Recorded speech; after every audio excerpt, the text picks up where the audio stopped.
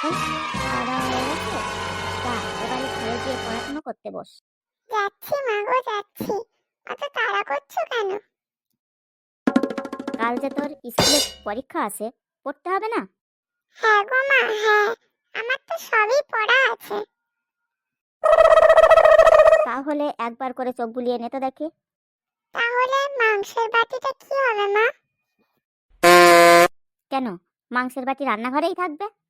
না গো না, যদি মেনি এসে খেয়ে যায়।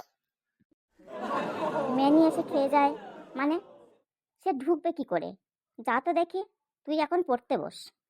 যদি মাংসের বাটিটা আমার ঘরে নিয়ে যায়, তাহলে হয় না মা?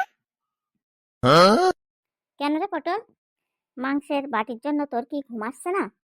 এদিকে কাল তোর যে পরীক্ষা আছে, সেদিকে তোর খেয়াল আছে কি?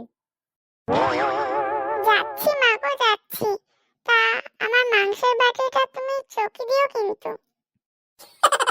আচ্ছা বাবা, ঠিক আছে, তোর মাংসে কেউ হাত দিচ্ছে না। তাহলে আমি ঘুমাতে যাই।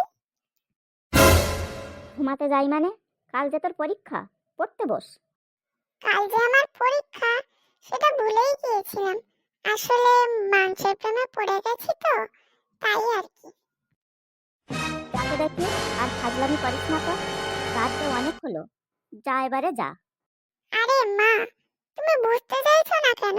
আমার মাংসের বাটিতে মন পড়ে আছে, সেদিকে একবার দেখো।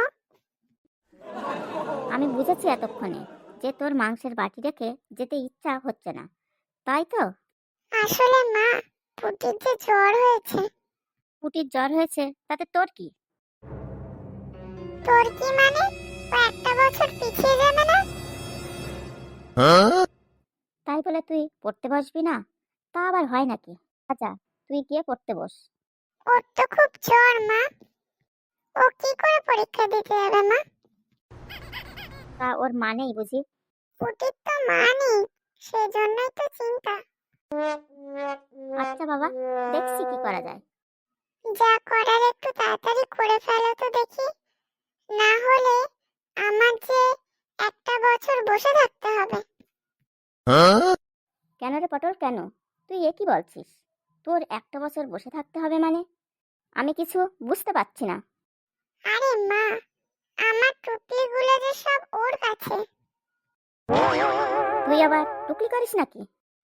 না গো না মা, আমি টুকলি কেন করতে যাব? আমি তো শুধু খাতায় লিখে রাখি, ওইগুলো না পড়ে শুধু খাতাটা নিয়ে পরীক্ষা দিতে বসি, তাহলে আমার আর কষ্ট করতে হয় না। তো কি আমি এই চোরাই বিদ্যার জন্য স্কুলে পাঠাই? আজ থেকে তোর স্কুল ঘাট সবই বন্ধ বলে দিলাম, কিন্তু আমি চাই না ওই রকম বিদ্যা। রাগ করছো কেন মা? তুমি আমার চোখ খুলে দিয়েছো। আমি আর ওই রকম কখনো করব না মা। এই আমি বলে দিলাম, তুমি আমাকে ক্ষমা করে দাও। তুই যে বুঝেছিস, এটাই আমি খুশি। তবে জানিস তো বাবা, বিদ্যা কখনো কেউ কেড়ে নিতে পারে না। বিদ্যা হলো মানুষের সাধনার ফল। আরে বন্ধুরা, আর যাই করো, বিদ্যা কখনো চুরি করো না।